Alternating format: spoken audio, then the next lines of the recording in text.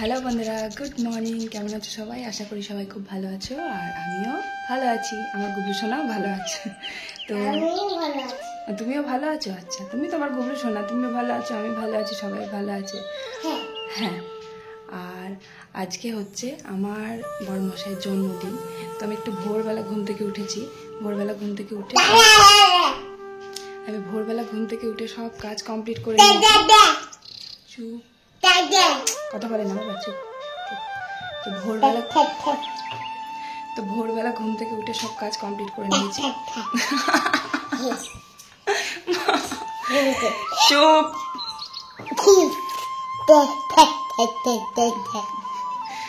তো ভোরবেলা ঘুম থেকে উঠে সব কাজ কমপ্লিট করে নিয়েছি। এবার আমি আমার বড়মশাইয়ের জন্য রান্না করব, পায়েস করে দেবো। তারপর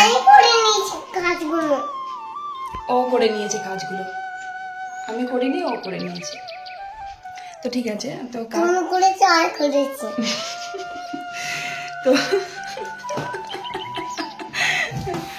তো কাজ আমার সব কমপ্লিট। এখন বাজে 9টা বাজতে 10। আমি নিচে যাবো, আবার সব রকমের রান্না করবো। রান্না দেখি কি করা যায়। তবে কালকে যা বৃষ্টি হয়েছে, উনুন যা ভিজে আছে, মনে হয় বেশি রান্না করতে পারবো না। তো 5 রকমের ভাজা করতে হয়, ওই 5 রকমের ভাজা করে দেবো। আর একটু মাংস রান্না করে দেবো, আর একটু পায়েস রান্না করে দেবো। একটু পায়েস করে দেবো। তো চলো ফটাফট রান্না শুরু করে দিই। বড়মশাইয়ের জন্মদিনে বেশ বসিয়ে খাওয়াবো। তো উনি আবার বাড়ি আসবে কখন জানি না, এখন বাড়ি নেই, মাঠে গেছে। কালকে তো 3:30টার সময় বাড়ি আসতে, 4টার সময় খেয়েছি কালকে। আজকে আবার কটায় আসবে জানি না। তো যাই হোক, আমি রান্না করে রেডি করে তো রেখে দিই, যখন আসবে তখন তারাই বেরিয়ে দেবো, দেবো একটু। তো প্রত্যেকবার জন্মদিনে আমি করে দিই, আগে মা করে দিত, শেষ করে দিত, আর এখন আমি করে দিই। চলো, 9টা বেজেই যাচ্ছে, ভাতটা বসিয়ে দিয়ে দেখি মা ভাত বসিয়েছে কিনা। ভাত বসিয়ে দিলে ভালো কথা। তো চলো নিচে যাই। তো তারপর নিচে এলাম। নিচে এসে দেখছি যে উনুনের ভিতরে তো সেই কাল বৃষ্টিতে জলে ভিজে গেছে, তার জন্য উনুনটা পুরো ভিজে রয়েছে। এবার ওই জন্য যদি না জ্বলে, তাই ভিতরে কুড়ো দিয়ে দিলাম। ওই যে আমাদের যখন ধান ভাঙিয়ে নিয়ে আসে না, যে কুড়োটা হয় ছেড়ে, সেই কুড়ো কিন্তু অনেক আছে। ওই কুড়োগুলো একটু তলায় দিয়ে দিলাম, তাহলে উনুনটা ভালো জ্বলবে। আর এমনিতেও কুড়ো কিন্তু জাল দিই আমরা, কুড়ো জ্বালানির কাজেও লাগে। তো তার জন্য ওই উনুনের তলাতে বেশি করে কটা কুড়ো দিয়ে দিলাম। তো ভাত এখনও মা বসায়নি, মায়ের কাজ এখনও কমপ্লিট হয়নি। তো ভাতটা আমি আগে বসিয়ে দেবো, আর বেশি কিছু রান্না করব না। তো আমার বর বলেছে যে বেশি কিছু যেন রান্না করো না। তার কারণ হলো যে মাঠে যাচ্ছে, তো মানে সকালবেলা ভোরবেলা উঠে মাঠে গেছে, এখন পাট ছাড়ানোর কাজ হচ্ছে। তো এবার খাটাখাটনি করে এসে 3টে না 4টের সময় আসবে জানি না। আমি বলেছি আজকে যে একটু জন্মদিন, তো আজকে একটু তাড়াতাড়ি আসার চেষ্টা করবা। তো তার জন্য বললো দেখি যদি তাড়াতাড়ি হয়ে যায় তবেই তাড়াতাড়ি আসতে পারবো, চেষ্টা করব। তো তার জন্য বলেছে বেশি যেন রান্না করো না, আমি খেতে পারবো না। একটা তরকারি মানে মাংস নিয়ে আসবো, মাংসের ঝোল ভাতটাই খাবো। তবে পাতে দিতে হয় সেই রকম আর কি করবো। 3 রকমের মানে 5 রকমের ভাজা করি। 5 রকমের ভাজাটা করবো না, 3 রকমের ভাজা করে দেবো, আর মাংসের ঝোল করবো। আর এই দেখো ক্যামেরাটা গেছে উল্টে। ক্যামেরাটা ওই পাটকাঠি আনতে গেছিলাম। তো পাটকাঠি আনতে গিয়ে ওখানে আমার এত ভয় লাগে কি বলবো। সেই দিনকে মানে পাটকাঠি আনতে এসেছি, আমি তো মানে কি অন্যমনস্ক হয়ে পাটকাঠিগুলো আনতে আসি। তো এসে দেখি পাটকাঠির ওপরে একটা বড় পাড়া মানে জাত সাপ শুয়ে রয়েছে। আমার তো দেখেই ভয় হয়ে গেছে। ওখান থেকে লাফাতে লাফাতে মানে বাড়ি সোজা ঘরে। তো মাকে আবার বললাম, মা আবার গিয়ে সেই পাটকাঠি কাছে গিয়ে সাপটাকে তাড়িয়ে পাটকাঠি আবার নিয়ে আসলো। আমার বিশাল ভয় লেগেছিল সেদিনকে। তারপর থেকে তো আমি পাটকাঠি আনতে যাওয়াই বন্ধ করে দিয়েছিলাম ভয়ে। তারপর আবার এখন যাই, তবে খুব সাবধানে। পাটকাঠিগুলো নাড়িয়ে চালিয়ে গিয়ে আমার ভীষণ ভয় লাগে। ওখানে গিয়ে ফোন রাখতেই ভয় লাগে। তো ফোন এক জায়গায় রেখেছিলাম, উল্টে গেছিলো। যাই হোক, তারপর পাটকাঠিটা নিয়ে এসে উনুনটা ধরিয়ে দিলাম। আর এটা হচ্ছে লাল শাক। লাল শাক আমার বড়মশাই সকালবেলা ভোরবেলা আগে মাঠে গেছিলো আজকে, দিয়ে এসে তো চা খায়, চাটা খেয়ে টেয়ে তো যায়। তো এসে চা খেয়েছে। তো আসার সময়, মাঠ থেকে আসার সময় লাল শাকগুলো তুলে নিয়ে এসছে ও। আমি বলেছিলাম যে তুমি তো বাড়ি থাকছো না, তো শাক টাক কিছু সবজি টবজি আনলে ভালো হতো, শাক ভাজাটা তো করে দিতে হয় জন্মদিনের দিন। তো আলু টালু ভেজে দিচ্ছি, না হয় আলু পটল এগুলো নয় ভেজে দেবো, কিন্তু শাকটা পাবো কোথায়, টাটকা শাক? কারণ সকালবেলা তো দোকানে থাকলে সবজিওয়ালা যাই নিতে পারি, কিন্তু বাড়িতে তো থাকবে না। তাই বলেছিলাম বলে ও মাঠ থেকে এই লাল শাকগুলো তুলে এনেছে। দেখো এখন ছোট ছোট শাকগুলো, খুব বেশি বড় হয়নি, তবে ভাজা করা যাবে। তবে শাকটা তুলে এনে দিয়েছে ওই সৌভাগ্য, কারণ প্রচুর কাজের চাপ আজকে। তো শাকটা আমাদের মাঠেতেই হয়েছিল, মানে অল্প অল্প এখন সবে বার হয়েছে, একটু কদিন গেলে পারে তখন আবার একটু মানে খাওয়ার মতন হবে, বড় বড় হয়ে যাবে। যাই হোক ওই শাকগুলো ভালো করে বেছে ধুয়ে নিলাম, মানে পুরো গোড়া শুদ্ধ তুলে নিয়ে এসেছে তো প্রচুর কাদা ছিল। মা, আমার শাশুড়ি মা ওই কাদাগুলো মানে গোড়ার দিকটা কেটে কেটে বেছে দিয়েছে। আমি আবার এই যে ছোট্ট ছোট্ট করে জিরি করে কুচিয়ে নিলাম। আর পটল ভাজা করব, ওই যে 3 রকমের ভাজা করে দিতে হয়, পটল ভাজা, যে আলু ভাজাটাও কেটেছি, পটল ভাজা করব আর আলু ভাজা আর শাক ভাজা, 3 রকমের ভাজা। তা না হলে আগের বারের যে জন্মদিনের ভিডিওটা তোমরা দেখো, মানে যদি দেখতে পারো তো দেখে নিও যে কত রকমের ভাজা করে দিয়েছিলাম আর কত কি রান্না করেছিলাম আগের বছর।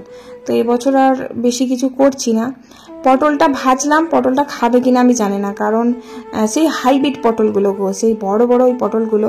আর এখন পটল ভাজা কেউ ভালোবাসে না বাড়িতে খেতে, শুধু পটলটা নিয়ে আসে আমার শ্বশুর মশাইয়ের জন্য। বাবা পটল ভাতেটা খাই, খুব ভালোবাসে, আলু টালু খায় না তো, তাই বাবার জন্য পটল। তো এবার ভাজবো, কি ভাজবো 3 রকমের, তাই জন্য আর কি পটলটা ভাজলাম, তাও 2টো পটল চিড়ে ভাজলাম। তো খাবে কিনা আমি জানি না, তবে পাতে দিতে হয় দিয়ে দেবো।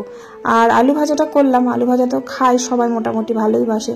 আলু ভাজা একটু পোস্ত, তারপরে কালো জিরে আর শুকনো লঙ্কা দিয়ে ভাজা করলাম।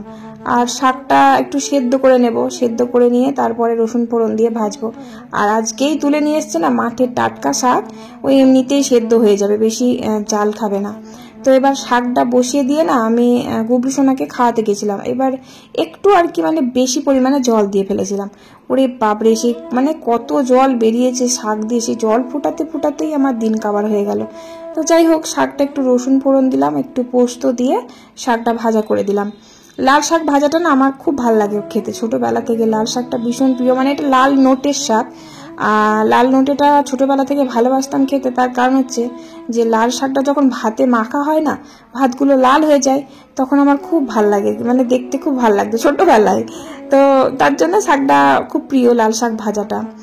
যাই হোক, তারপরে যে ডিমটা ভাজছি তার কারণ হলো ওই যে জেঠু আবার খাসির মাংস খায় না, তাই জেঠুকে বললাম, জেঠু আগের দিনের মতন তাহলে ডিমের বড়া করে ঝোল করে দেবো। জেঠু বললো না, আলু ভেজেছো, তারপরে পটল ভাজা করেছো, ওই ডাল করবা, ওই দিয়েই আমি খেয়ে নেবো, ডিমটা ঝোল করো না, ডিমটা ভাজাই রেখে দাও। তাই জন্য ভাজাই রেখে দিলাম, আর ঝোল করলাম না। আর মাংসটা আজকেও কিন্তু প্রেসার কুকারে করব। ওই যে একজন কমেন্ট করেছিল যে প্রেসার কুকারে মাংসটা দিয়ে সিটি না দিয়ে একটু যেই শো করবে তখনই বন্ধ করে দিতে, তো ভাবছি সেইভাবেই করে দেখবো, কারণ প্রেসার কুকারে মাংসটা খুব ভালো হয়, নরম হয়, তাড়াতাড়ি হয়েও যায়। তাছাড়া এমনিতে আমরা তো সে হাঁড়ি করে করি, মাংস কষে নিয়ে হাঁড়িতে দিই, কিন্তু সেই হাঁড়িতে করার মতো সময় কিন্তু একটুও নেই। এখন প্রায় 1:30 বাজতে চললো, এখন যদি হাঁড়িতে এখানে বসায় অনেক বেলা হয়ে যাবে, তাই ভাবছি মাংসটা প্রেসার কুকারেই করবো, তবে অল্প করে সিটি দেবো। সেদিন আমি ভুলে গেছিলাম, ঘরে ঝুল ঝাড়তে ঝাড়তে ভুলেই গেছি যে মাংস বসানো ছিল, ওই জন্য গলে গেছিল। যাই হোক, মাংসটা উপরে নিয়ে যাব, দিয়ে উপরে বসিয়ে দেব প্রেসার কুকারে। আর এদিকে পায়েস কিন্তু এখনো রান্না করা হয়নি, আমি কিন্তু এখনো খাইনি সকাল থেকে, পায়েসটা রান্না করব বলে, কারণ পায়েস তো না খেয়েই রান্না করতে হয়, তাই জন্য পায়েসটা আমি এখনো রান্না করতে পারিনি। মাংস টাংস হয়ে যাবে, তারপরে গিয়ে উপরে পায়েসটা করব, কারণ পায়েস রান্না করতে করতে তো আর উঠতে পারবো না, পায়েসটা ভালো করে না নাড়লে আবার তলায় লেগে যাবে। তাই জন্য পায়েসটা একবারে শেষে, সবার শেষে রান্না হয়ে গেলে তখন করব। তো মাংসে আজকে একটু কাশ্মীরি লঙ্কার গুঁড়ো দিলাম, একটু কালার হবে, বেশ কালারটা হয়, দেখতে সুন্দর লাগে ঠিকই, কিন্তু ওই কাশ্মীরি লঙ্কার গুঁড়ো দিলে না আমার না মাংসটা আর খেতে ভাল লাগে না, কেমন যেন টেস্টই আলাদা হয়ে যায়। আগের দিন যাই বলো, মাংসটা কাঁচা লঙ্কা দিয়ে করেছিলাম, খেতে কিন্তু আলাদা রকমের স্বাদ হয়েছিল, খুবই ভালো লাগছিল খেতে, সে টেস্টই আলাদা, দেখতে হয়তো সুন্দর লাগেনি কিন্তু খেতে খুব সুন্দর লাগছিল। যাই হোক, মাংসটা আজকে আবার একটু চর্বিটা বেশি নিয়ে ফেলেছে, মানে সেদিন চর্বিটা খেয়েছিলাম, আমার চর্বিটা খেতে খুব ভালো লাগে, তো তাই আজকে আমার বরমশাই আবার বেশি করে চর্বি নিয়ে এসছে, মানে অনেকটাই বেশি। আর খাসির চর্বির মধ্যে না যে এই যে শক্ত চর্বিটা দেখছো তো, মানে এটা জমাট বাঁধা চর্বি, এই চর্বিটা খেতে কিন্তু অতটা ভালো লাগে না, যেটা মানে মাংসের সাথে লেগে থাকে না, যে চর্বিটা একটু তেল তেলে ভাব, ওই চর্বিটা খেতে খুব ভালো হয়। আর ওটা কিন্তু গলে যায় না, যতই সিটি দাও না কেন গলবে না, মানে যেমন চর্বি তেমনই থাকবে, আর এই চর্বিগুলো গলে যায়। তো তার জন্য মা বললো যে মাংসের চর্বিটা একটু লাস্টের দিকে কষার পর, মানে মাংসটা কষা হয়ে গেলে তখন দেবে, তাহলে চর্বিটা অতটা গলে যাবে না। তো যাই হোক মাংসটা কষা হয়ে গেছে, দেখো বাটিতে ঢেলে নিলাম। এবার আমি উপরে নিয়ে যাব, দিয়ে প্রেশার কুকারে একদিকে মাংসটা বসিয়ে দেবো আর একদিকে পায়েসটা বসিয়ে নেব। ভালোই বেলা হয়ে গেছে জানো, 1:45 বাজে। আমি জানি না কখন মাংস হবে, গুবলু সোনাকে আবার খাওয়াবো, তাড়াতাড়ি করছি। আবার সকালবেলা আজকে জামা কাপড়গুলো ভাবলাম কাচি, কি মনে হলো কাচলাম না, কিন্তু জামা কাপড় আজকে কাচতেই হবে, কারণ বড় ছেলের স্কুল ড্রেস আছে, রবিবার আজকে ধরো, কাল আবার সোমবার স্কুল আছে। তো এবার স্কুল ড্রেসটা আমি কালকে কাচতে পারিনি, তার কারণ কালকে বৃষ্টি পড়ছিল প্রচুর। এবার তাড়াহুড়ো করে সেই উপরে এলাম, ভিজেই গেছিলাম, কাল আমি আর কাচিনি, বৃষ্টি পড়ছিল, কোথায় বা কাচবো কোথায় বা মেলবো, তাই কালকে কাচতে পারিনি। তা আজকে কিন্তু আমাকে কাচতেই হবে, আজকে কেচে দেবো, যা শুকোবে ঘরে খাটের রান্নায় দিয়ে দেবো। আবার কাল সকালে রোদ হয়ে গেলে না ও পড়ে যেতে পারবে স্কুলে। তো যাই হোক, তারপর মাংস তো প্রেশার কুকারে দিয়ে দিলাম, দিয়ে যে ছোটো গ্যাসটায় দিয়ে দিলাম, দিয়ে গ্যাসটা একদম কমিয়ে দিয়েছি। একটু খেয়াল রাখতে হবে আমাকে, সিটি পড়লে চারিদিকে জল পড়ে ভর্তি হয়ে যাবে সেই দিনকার মতো। সিটি দিলে একদম চলবে না, ওই শঁ করবে, তখনই বন্ধ করে দিতে হবে। তো পায়েসটা ছোট্ট হাঁড়িতে বসিয়ে দিয়েছি। আর এই যে দেখো পায়েসটা পুরোটাই আমুল দুধে করছি, কারণ গরুর দুধ আছে, গুবলু সোনা তো আবার পায়েস খাবে কি না খাবে এখন ওর মানে মত বলা যায় না, তাই ওর জন্য একটু দুধ রেখে দিয়েছি। গরুর দুধ নিইনি আমি, কিন্তু পায়েস করলে গরুর দুধও দিই আবার আমুল দুধও দিই।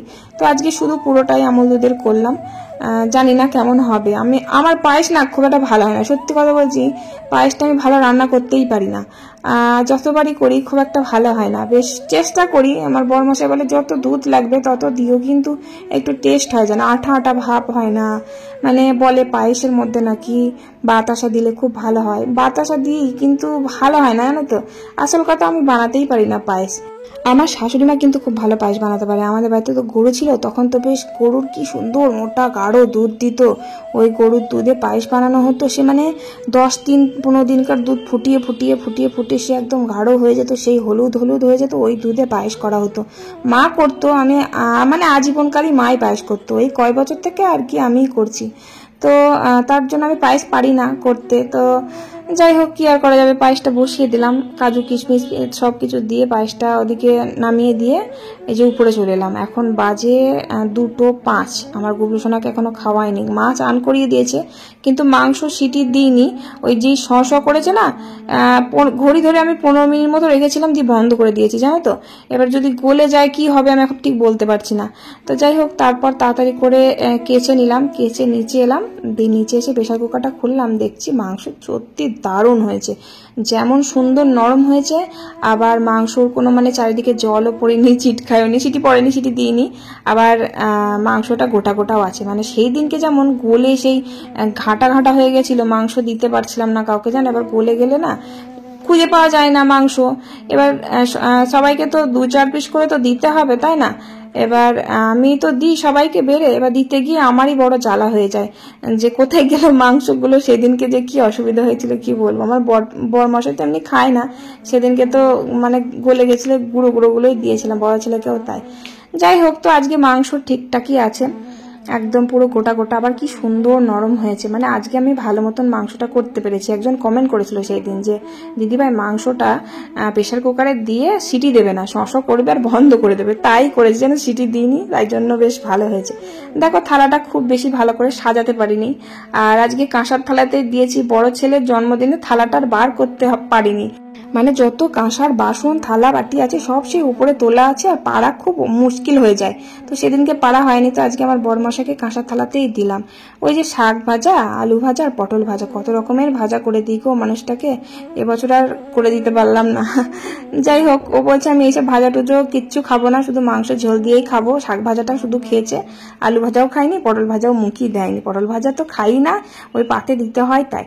তো তারপর এই যে মাংসটা ঢেলে নিচ্ছি, তার কারণ মাংসর ঝোলের জন্য ওই মাংসগুলো খুঁজে পাওয়া যাচ্ছে না। আর একটু বেশি করে আলু দিয়েছি, কেন বলো তো, বেশি করে আলু দিয়েছি, আমার বড় ছেলের রাত্রেবেলা একটু মুড়ি দিয়ে খেতে খুব ভালোবাসে, আর আমি ভাবছি রাত্রেবেলা আর ভাত খাবো না, ওই মুড়ি খেয়ে নেবো, মাংস দিয়ে মুড়ি খেয়ে নেবো, মাংস ঝোল আলু দিয়ে, তাই একটু বেশি করেই আলু দিয়েছি। বাবাকে দিয়ে আসলাম নিচে মাংস, বাবা মাকে, অনেকটা বেলা হয়ে গেছিল, তো আমি কেচে কুচে নিয়ে তখন আমার 2:30 বাজে। 2:30-এর সময় গুবলুকে খাওয়ালাম। ওর বাবা তখন চলে এসেছিল গুবলুকে যখন খাওয়াচ্ছি। তো তারপরে ওর বাবা আবার খানিকক্ষণ বসে থাকলো, আমি চান করলাম, চান টান করে তারপরে ওর ভাত টাত বেড়ে দিলাম। এখন বাজে কিন্তু 3:45 বাজে। খেতে নিতেই এতটাই দেরি হয়ে গেল, গুবলুকে খাওয়াতেই 1/2 ঘন্টা 1.25 ঘন্টা সময় লাগে। তো ঘুমিয়ে গেছে। তো বড় ছেলেকে ওর বাবাকে দিয়ে দিয়েছি। ওদের খেতে দিলেই আমার শান্তি, আমি যখন খাবো, আমার অত তাড়া নেই। মানে বেলা হয়ে গেলে আমার অসুবিধা নেই। এবার যার জন্মদিন তাকে তো টাইম মতো খেতে দিতে হবে, তাই না? ভেবেছিলাম সব রেডি করে রাখবো, তারপরে আমার বরমশাই আসবে, ওকে দিয়ে দেবো।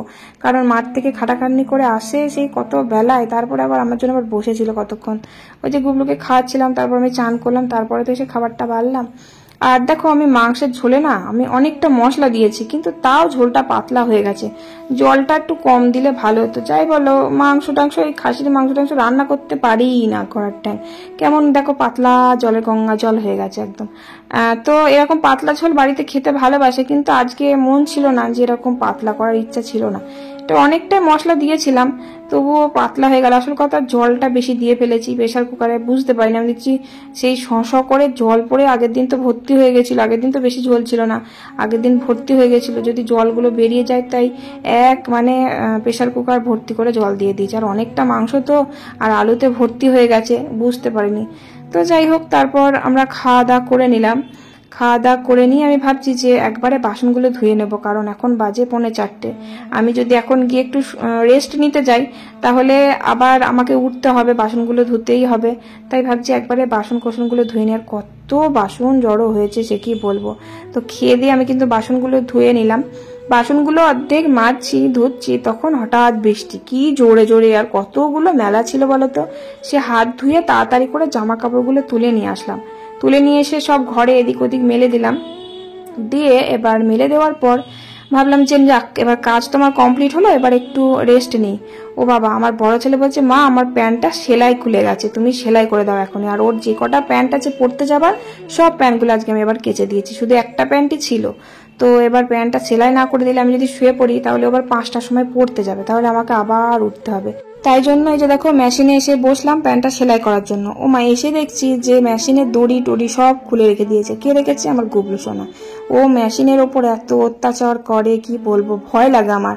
মেশিনের ছুঁচ তো লাগানো থাকে, কি মোটা ছুঁচ হয় বলো তো, কোন সময় হাতে পাতে ঢুকিয়ে ফেলবে, ভয় লাগে। মেশিনের দড়িটা খুলে রেখে দিয়েছে, সুতোগুলো সব লাগানো ছিল খুলে রেখে দিয়েছে। তো কি করব, যাই হোক লাগালাম, লাগিয়ে প্যান্টটা সেলাই করে দিয়ে আমি একটু রেস্ট নিয়েছিলাম। তারপরে সমস্ত কাজ মানে এডিটের কাজ, সমস্ত কাজ কমপ্লিট করলাম। আবার আমাকে আর উঠতে হলো না, গুবলু সোনা ঘুম থেকে উঠে বাবার সাথে চলে গেল। আমার বাসন টাসন সব ধোয়া ছিল, পরিষ্কার করাই ছিল, সব কাজ কমপ্লিট করা ছিল।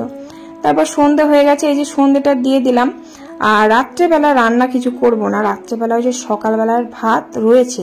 মা বললো অনেকগুলো ভাত আছে, মায়ের আবার একটু শরীরটা খারাপ করছে। মা বললো রাত্রে আমি ভাত খাবো না, ভাত আছে, তোমরা পারলে ভাত খেয়ে নিও, আর না হলে থাক, কালকে খেয়ে নেওয়া হবে, ফ্রিজের মধ্যে থাকে তো নষ্ট হবে না। তো অনেকটা ঝোল করে ফেলেছিলাম বললাম, তো তার জন্য গ্যাসে বেশি করে ঝোলটা ফুটিয়ে মারিয়ে নিলাম। এত পাতলা তেত্তারানি ঝোল, একদম কি বলবো। তো ঝোলটা ফুটিয়ে নিলাম। বড় ছেলে বলছে, মা আমি মুড়ি খাবো। তো আমি বললাম, দেখ বাবা, মুড়ি খেতে হবে না, ভাত রয়েছে, ভাত গরম করে দিয়ে গরম গরম ভাতই খেয়ে নে। তো ভাত ছিল কটা ফ্রিজে, ওই সকালেরই ভাত, যেটু কটা খেয়েছে। আর যে কটা আছে সে কটা মা রেখে দিয়েছিল ফ্রিজে, মা খাবে না বললো। তো ভাত কটা নিয়ে চলে এলাম। সকালবেলা সে আর ভাল লাগে না ওই বাসি ভাত খেতে, রাত্রেবেলাতেই খেয়ে নি, ঝোল দিয়ে ভালোই লাগবে খেতে। ওই ভাত গরম করলাম, ডালও করেছিলাম আমি, ডালটা গুবলু সোনার জন্য আর বাবার জন্য করেছিলাম। তো ডালটা গরম করে গুবলু সোনাকে গরম গরম ভাত খাইয়ে দিলাম। আর বড় ছেলে বললো, মা ঠিক আছে তাহলে ভাতই দিয়ে দাও, ভাত যখন আছে। তো যে কটা ভাত ছিল আমি আর আমার বড় ছেলে ভাগ করে খেয়ে নিলাম, আর মুড়ি খেলাম না। আবার এই ভাত কটা রেখে দেবো, রেখে দিলে আবার সেই থেকে যাবে, কালকে বাসি হয়ে গেলে। যাই বলে ভাত রেখে দিলে না ফ্রিজের মধ্যে, সেই ভাতটা কি আর মানে টাটকা ভাতের মতন কি আর সেই স্বাদ লাগে? নয়তো জল দিয়ে খেলে তাও ভালো লাগে। আর ঠান্ডা লেগেছে, কাশি হচ্ছে হালকা হালকা, তাই জন্য আর জল দিয়ে খেতে ইচ্ছা করে না। আর আমার বড়মশাইয়ের জন্মদিনে ওই যে জামাটা পরে খেতে বসেছিল, ওই গেঞ্জিটাই কিন্তু আমি দিয়েছি, তোমাদের তো বলেছি আগের ভিডিওতে। তো চলো, আজকের ভিডিওটা কেমন লাগলো অবশ্যই কমেন্ট করে জানিও। ভালো থেকো সবাই, আজকের মতো tata, bye bye, good night.